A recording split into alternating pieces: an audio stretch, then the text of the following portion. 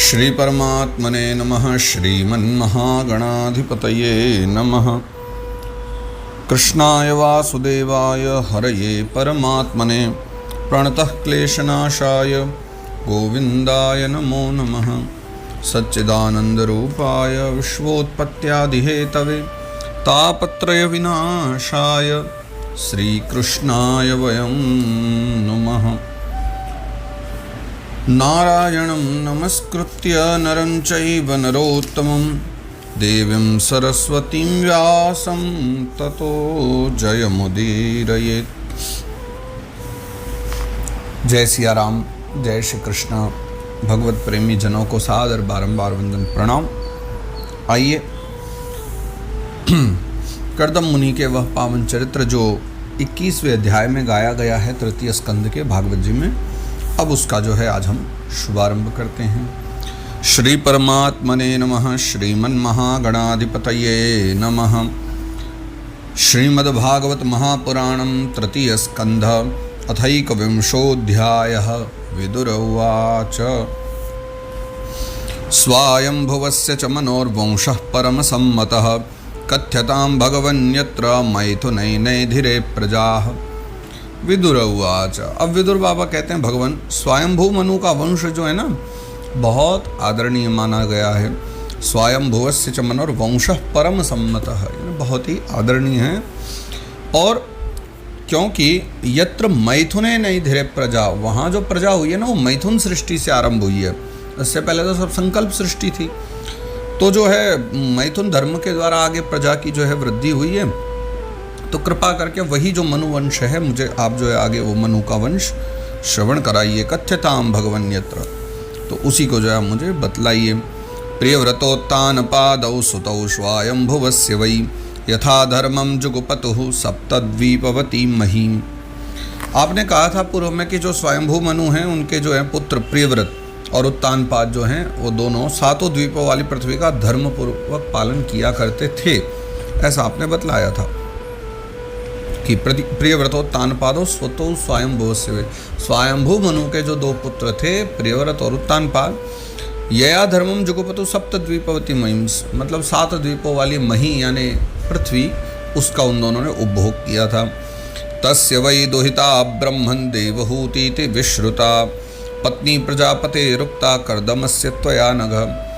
और आपने ये भी बतलाया था कि तस्य वै दुहिता ब्रह्मन्, कि उसकी एक बेटी भी थी, दुहिता माने बेटी, देवहूति थी विश्रुता, उसका नाम देवहूति था, यानी मनु महाराज की स्वयंभू की एक पुत्री भी थी देवहूति नाम की, जो कि पत्नी प्रजापति रुक्ता कर्दमस्य त्वयानघ, जो परम अनघ पापों से दूर जो कर्दम प्रजापति हैं उनको ब्याही गई थी, यानी कर्दम प्रजापति के संग जिनका विवाह हुआ था।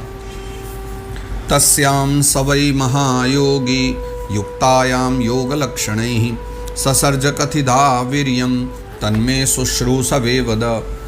देवहूति जो हैं उनके जो है ना योग लक्षण जो है ना यम आदि से संपन्न थी। देवहूति जो है उनके पास योग था, उन्होंने योग को ग्रहण किया। तो युक्तायाम योग लक्षणों से वो युक्त थी और यम नियम आदि जो हैं उनसे संपन्न थी। तो ससर्ज कथिधा वीर्यम तन्मे शुश्रूषवे वद। मुझे और भी क्या जानने की इच्छा है जो आप मुझे बतलाइए कि जो है कर्दम जी ने उनसे कितनी संतान उत्पन्न करी। ससर्ज कथिधा वीर्यम, कितने संतान उनके हुई, वो सब आप मुझे बतलाइए। रुचिर्यो भगवान ब्रह्मन् दक्षो वा ब्रह्मणः सुतः यथा ससर्ज भूतानि लब्ध्वा भार्यां च मानवीं।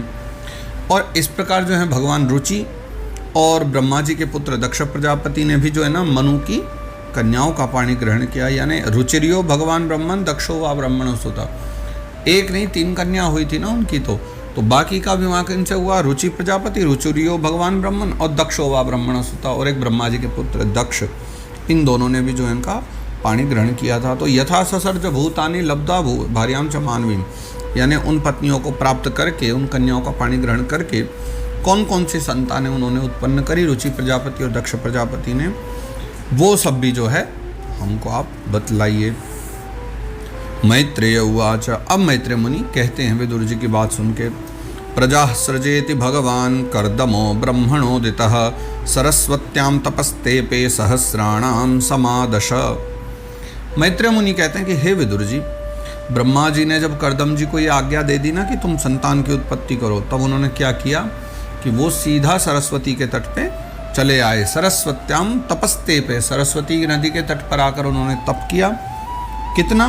सहस्त्राणाम समादश, यानी 10,000 वर्षों तक जो है वो सरस्वती नदी के तट पर बैठ करके साधना करते रहे। यानी उनसे तो कहा था कि आप सृष्टि करो, संतान उत्पन्न करो, पर वो जा करके सरस्वती नदी तट पर 10,000 वर्ष तक साधना करते हैं। ततः समाधि युक्तेन क्रिया योगेन कर्दमः संप्रपेदे हरिम भक्त्या प्रपन्न वरदाशुषम। एकाग्र चित्त हो गए और प्रेम पूर्वक जो है पूजन आदि करते हुए ना क्रिया योगेन कर्दमः, फिर वो जो शरणागत वरदायक शरणागत वत्सल भगवान श्री हरि हैं उनकी आराधना करने लगे, है ना। और संप्रपेदे हरिम भक्त्या, भगवान को प्रसन्न करने में लग गए। फिर क्या हुआ? तावत् प्रसन्नो भगवान पुष्कराक्षः कृते युगे दर्शयामास तं क्षत्तः शाब्दं ब्रह्म ददद्वपुः। फिर जो है ना किस समय लिखते हैं कि कृते युगे, पुष्कराक्ष यानी भगवान नारायण, कृते युगे यानी कृतयुग यानी सतयुग। तो सतयुग में जो है ना आरंभ में कमल नयन जो भगवान है, पुष्कराक्ष यानी कमल नयन भगवान, तावत प्रसन्न, भगवान उनकी तपस्या से जो है बहुत प्रसन्न हो गए। और दर्शयामास तम, तब जो है भगवान ने उनको दर्शन दिया। लेकिन कैसे? क्षत्तः शाब्दम ब्रह्म तदद्वपुः, यानी शब्द ब्रह्ममय भगवान का जो रूप है, मूर्तिमान होकर के भगवान ने उस रूप से उनको दर्शन दिया। सतम बिरजमर्काभम सित पद्म पलशरजम स्निग्ध नीलालकव्रात वक्त्राब्जम बिरजोम्बरम। भगवान की वह दिव्य और भव्य जो मूर्ति थी वो सूर्य के समान। तम सतम बिरजम अर्काभम, अर्क यानी सूर्य, तो अर्काभम यानी सूर्य के समान तेजोमयी थी।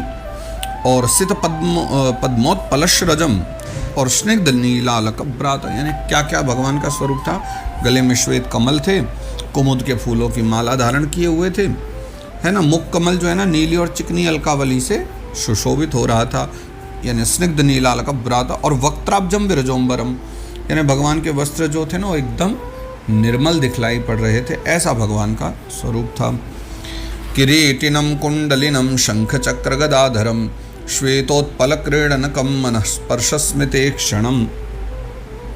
भगवान ने बहुत झिलमिलाता हुआ स्वर्णमय तो जो है ना मुकुट धारण किया हुआ था। किरीटिनम कुंडलिनम शंख चक्र गदाधरम, यानी वो स्वर्णमय मुकुट, कानों में जगमगाते कुंडल और कर कमलों में शंख चक्र गदा पद्म, शंख चक्र गदाधरम, चारों चीज़ें भगवान ने जो हैं, शंख चक्र गदा और आयुध जो हैं भगवान के हाथों में विराजमान थे।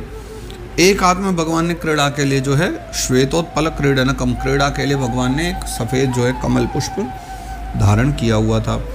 और मन स्पर्श स्मिते क्षण, प्रभु की जो है ना मधुर मुस्कान भरी जो चितवन है सबके चित्त को चुरा ले रही थी, ऐसा स्वरूप दिख रहा था।